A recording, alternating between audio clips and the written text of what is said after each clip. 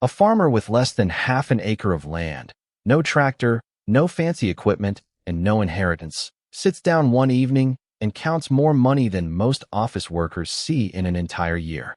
He didn't win the lottery. He didn't sell his land to a developer. He grew something so unusual, so overlooked, that his neighbors used to laugh at him for wasting good soil on it. Nobody's laughing anymore. In the next few minutes, I'm going to show you 5 crops that are quietly turning ordinary, everyday farmers into millionaires. Crops so profitable that a single harvest can outturn an entire season of corn, wheat, or soybeans combined. Some of these plants are worth more per pound than silver. One of them is so rare that a single kilogram can sell for more than a used car.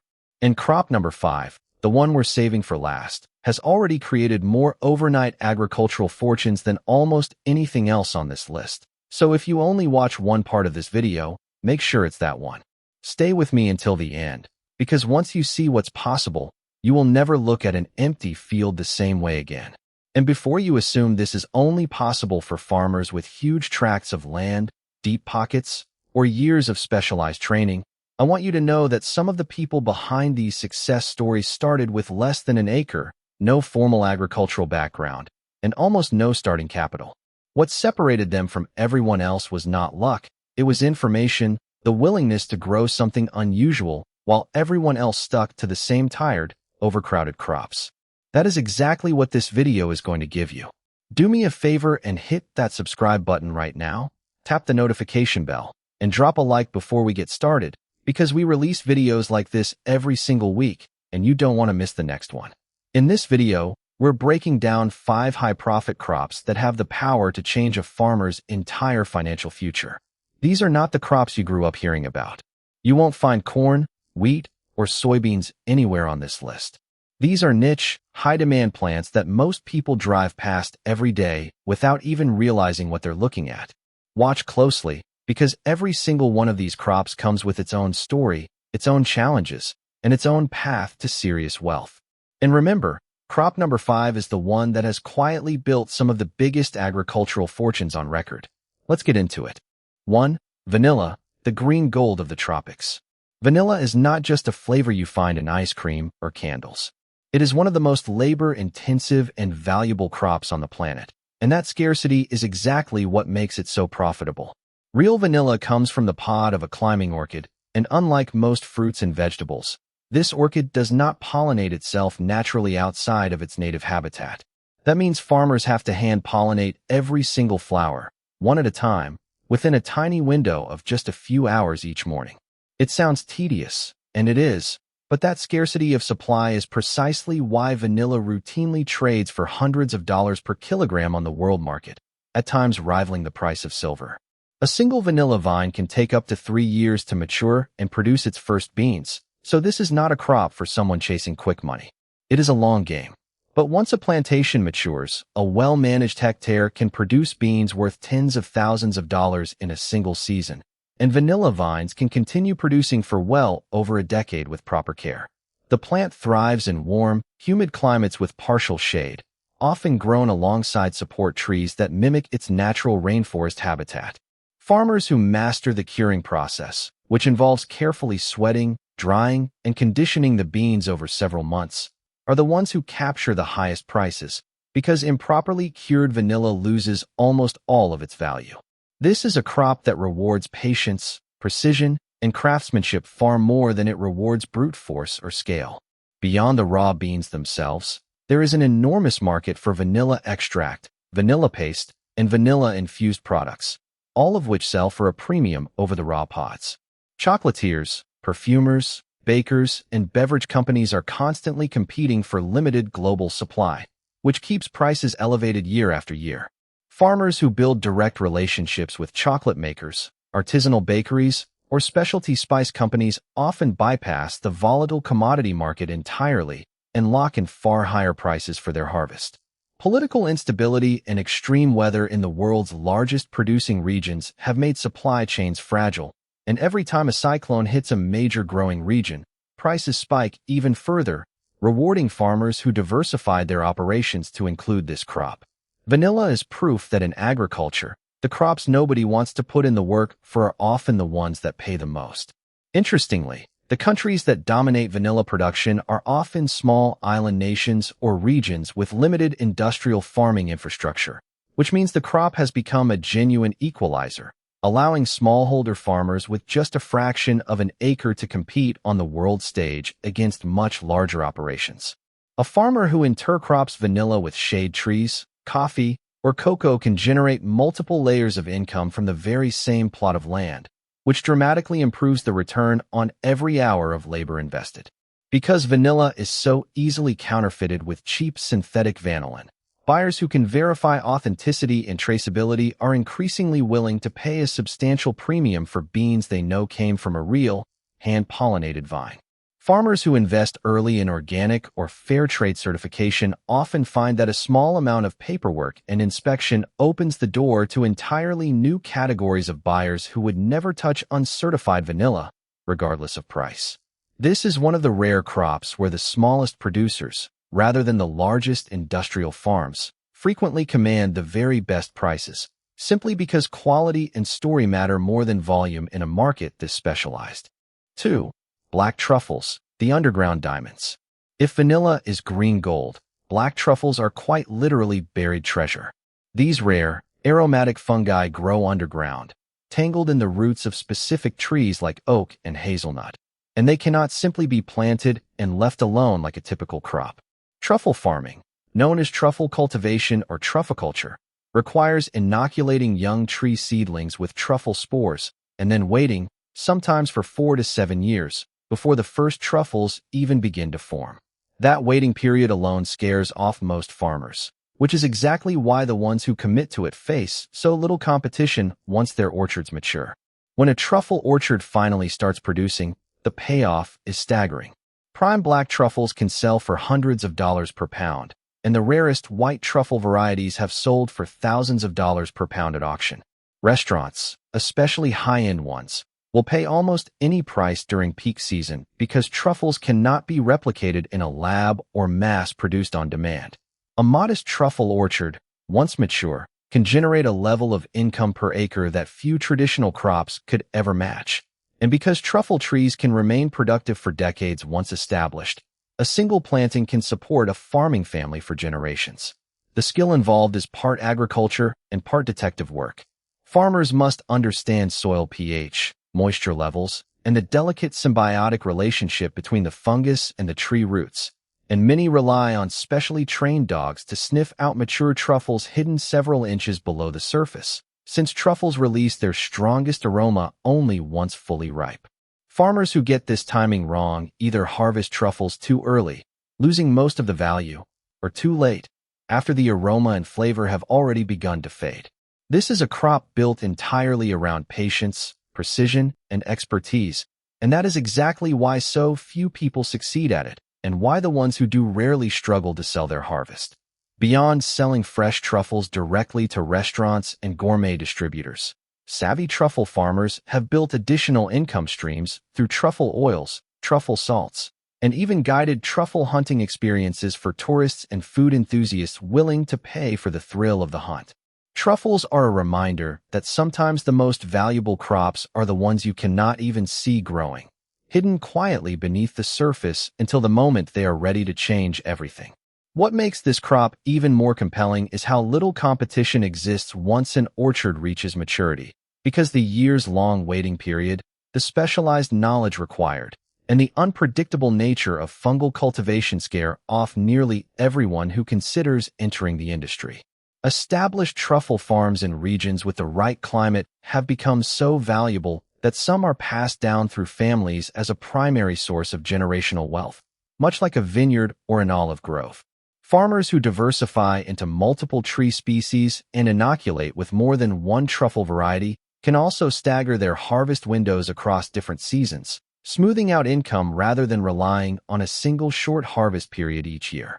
And because truffles cannot currently be reliably farmed indoors or mass-produced synthetically, every advance in vertical farming or laboratory agriculture that threatens other crops simply does not apply here, which means the scarcity, and the price, is likely to remain remarkably stable for the foreseeable future. 3. Matcha, Japan's Emerald Rush. Matcha is not simply green tea ground into a powder, and treating it that way is exactly why so many farmers fail to profit from it. True ceremonial-grade matcha comes from a specific variety of tea plant that is shade-grown for several weeks before harvest, a process that dramatically boosts chlorophyll and amino acid content while giving the leaves their vivid emerald color and smooth, almost sweet flavor.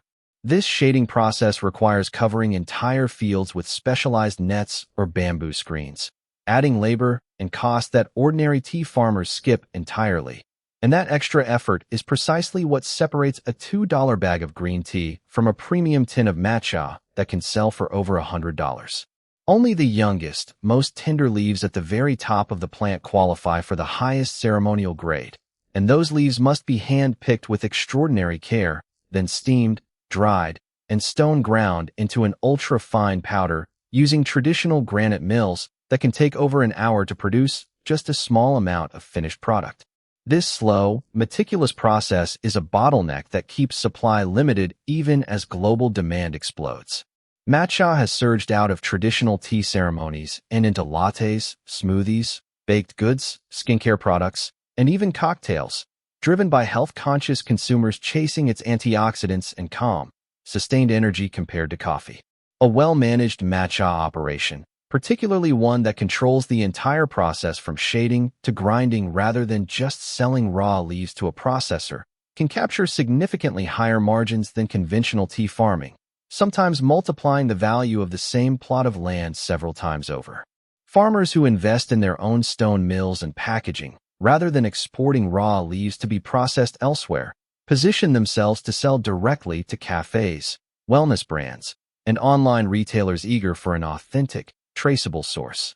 Climate and soil conditions matter enormously here, since the best matcha traditionally comes from specific regions with the right combination of humidity, soil mineral content, and cool mountain air, but demand has grown so quickly that new growing regions are emerging to meet the shortfall, creating opportunity for farmers willing to experiment and adapt traditional techniques to new land. Matcha proves that sometimes the biggest profits come not from a rare plant itself, but from mastering a rare process that most competitors are simply too impatient to learn. The rise of social media has only accelerated matcha's transformation from a niche ceremonial drink into a mainstream lifestyle symbol, with vibrant green lattes and desserts becoming instantly recognizable across countless platforms, which has introduced an entirely new generation of buyers who associate the product with wellness, focus, and status all at once. This cultural momentum has given savvy growers an opening to build direct-to-consumer brands, selling tins of premium powder alongside whisks, bowls, and preparation guides that turn a simple agricultural product into a full lifestyle experience worth far more than the raw leaf ever could be alone. Farmers who host small tastings, offer subscription boxes, or partner with wellness influencers often find that their story sells just as powerfully as their tea. And that story is something a mass commodity producer simply cannot replicate. As more regions attempt to grow their own version of this crop to meet soaring demand, the farmers who already have a head start in mastering the shading and grinding process are positioned to remain the trusted, premium source even as the market continues to expand. 4. Ginseng, the root of riches. Ginseng has been prized for thousands of years as one of the most valuable roots in the world, and that reputation has only grown as global demand for natural health products continues to climb. What makes ginseng so remarkable and so profitable is the sheer amount of time it demands before it can be harvested. Wild simulated ginseng, the kind grown under forest canopy to mimic its natural habitat, can take anywhere from 6 to 10 years to mature, and during all of that time, the root is simply sitting in the ground, quietly increasing in both size and value. Most farmers cannot stomach waiting nearly a decade for a payday, which drastically limits competition and keeps prices for mature, forest-grown ginseng extraordinarily high, often reaching hundreds of dollars per pound for the best quality wild simulated roots. Chinese, Korean, and broader Asian markets in particular place enormous value on ginseng that closely resembles its wild counterpart in shape, color, and growing conditions, and buyers are willing to pay dramatically more for roots grown the slow, natural way under a forest canopy compared to roots rushed to maturity in artificial shade structures. Farmers who own even a modest patch of mature hardwood forest can turn what would otherwise be unused land into one of the most valuable crops per square foot in all of agriculture, all without clearing a single tree or disturbing the natural ecosystem. The plant requires very specific conditions to thrive, including well-drained soil, consistent shade, and protection from foraging animals, and successful growers often spend years learning to read subtle signs in leaf color and root growth before they even attempt their first harvest. Beyond the raw root itself, ginseng can be processed into powders, extracts, teas, and capsules for the booming global supplement industry. And farmers who control their own drying and processing can capture significantly more value than those who sell raw roots at harvest. Because ginseng requires so little daily maintenance once planted, many growers treat it as a long-term investment running quietly in the background of their land while they farm other, faster crops for immediate income. When that decade finally arrives and the roots are dug, farmers frequently describe the payout as life-changing, a single harvest capable of funding a home, an education, or an entirely new chapter in their lives. Ginseng is the ultimate reminder that in farming, sometimes the biggest fortunes go not to those who move the fastest, but to those with the discipline to wait the longest. This patience requirement also makes ginseng an unusually forgiving crop for landowners who already have a full-time job or another primary source of income, since the plants require only occasional attention rather than daily labor, allowing a forested plot to quietly accumulate value in the background for years without demanding constant hands-on management. Some growers choose to plant new sections of forest each year on a rotating basis, so that after the first decade of waiting, they begin harvesting a mature section annually rather than facing one enormous payout followed by years of nothing, creating a much steadier long-term income stream once the system is fully established. Authentication and certification have also become a major part of this industry, since buyers are willing to pay significantly more for verified wild simulated roots compared to artificially cultivated ones, which means farmers who document their growing methods, soil conditions, and harvest age thoroughly can command a considerable premium over competitors who cannot prove the same level of authenticity. As interest in natural, adaptogenic health products continues to rise across Western markets in addition to its traditional strongholds in Asia, the total pool of buyers for quality ginseng keeps expanding, rewarding the patient few who planted years ago and are only now beginning to harvest their reward. 5. Elderberry, the crop behind the biggest overnight agricultural fortunes. Of everything on this list, elderberry might be the single most surprising, because just a few years ago, almost nobody was planting it on purpose, and now it has quietly created some of the fastest agricultural success stories in modern farming. Elderberries are small, dark purple berries that grow in dense clusters on a hardy, fast-growing shrub, and for generations they were mostly ignored or left to grow wild along fence lines and riverbanks.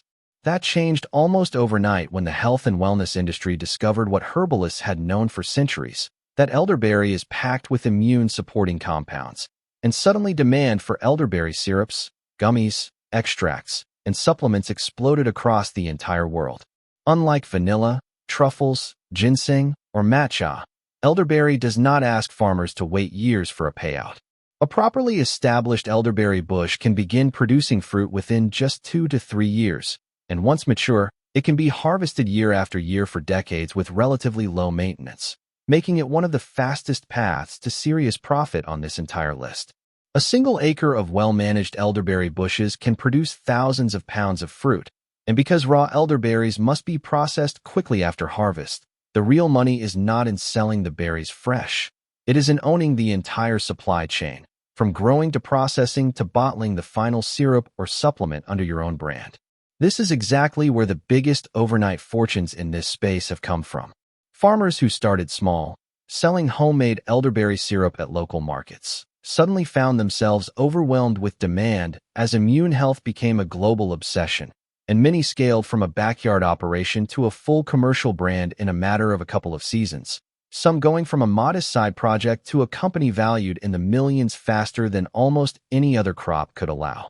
Elderberry thrives in a wide range of climates, tolerates poor soil far better than most fruit crops, and requires very little in the way of pesticides or specialized equipment.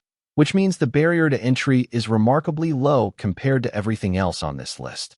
The real profit is unlocked by farmers who resist the urge to simply sell raw berries at commodity prices and instead invest in small batch processing, eye-catching branding, and direct-to-consumer sales through farmers markets, online stores, and wellness retailers hungry for an authentic, traceable source. Elderberry is proof that you do not always need a rare, exotic plant or a decade of patience to build serious wealth from farming. Sometimes the biggest fortune is hiding in a plant that has been growing wild in your own backyard the whole time, waiting for someone to finally take it seriously. What sets elderberry apart from every other crop on this list is the speed at which a small, disciplined operation can turn into a recognizable national or even international brand, because immune health products move through online marketplaces, social media, and subscription services far faster than raw agricultural commodities ever could. Farmers who paired their harvest with compelling storytelling, showing exactly where and how the berries were grown, found that customers were often willing to pay a significant premium simply to know their syrup came from a real farm rather than a faceless factory. The relatively low startup cost compared to vanilla, truffles, ginseng, or matcha also means elderberry has become the entry point for younger farmers and first-generation landowners who do not have decades to wait or hundreds of thousands of dollars to invest before seeing a return, making it one of the most accessible high-profit crops on this entire list. And because immune-supporting products tend to see renewed surges in demand every single flu season, elderberry farmers who plan their production and marketing around these predictable annual spikes often see their biggest and most profitable months arrive like clockwork year after year. These 5 crops, vanilla, black truffles, matcha, ginseng, and elderberry, share one thing in common. Every single one of them was overlooked, dismissed, or misunderstood by mainstream agriculture, right up until the moment a handful of farmers decided to take a chance on them. Each demands its own unique combination of patience, knowledge, and strategy, and none of them are a guaranteed shortcut to riches without real effort behind them. But the farmers who took the time to master these crops, who understood not just how to grow them, but how to process them, brand them, and sell them directly to the people who value them most, are the ones now living a completely different financial reality than their neighbors still planting the same crops everyone else has grown for generations. Farming does not have to mean scraping by on razor-thin margins year after year. By looking past the obvious choices, embracing crops that most people overlook, and building real value-added products instead of just selling raw harvests at commodity prices, any farmer willing to learn and adapt can unlock a level of income that ordinary crops could never provide. So, out of vanilla, black truffles, matcha, ginseng, and elderberry, which one would you plant first? The opportunity is sitting right there waiting, and the farmers who move first are usually the ones who profit the most. Some of these crops demand years of patience before they pay off, while others can start generating serious income in just a couple of seasons. But every single one of them rewards the farmer who is willing to research, experiment, and treat their land as more than just a place to repeat what everyone else is already doing. The window to get in early on crops like these never stays open forever, because as more people discover just how profitable they can be, competition rises and margins tend to shrink, which means the farmers who act on this information now are the ones most likely to look back in a few years and consider themselves incredibly fortunate for starting when they did. If this video opened your eyes to what's really possible in agriculture, do not scroll away just yet. Make sure you subscribe, tap that notification bell, and leave a comment telling us which crop surprised you the most, because your comments genuinely shape which hidden crops we dig into next. We have even more of these stories coming, crops most farmers have never even heard of. So subscribe now, so you never miss the next video that could completely change the way you think about your land, your future, and what farming can actually pay. I will see you in the next one.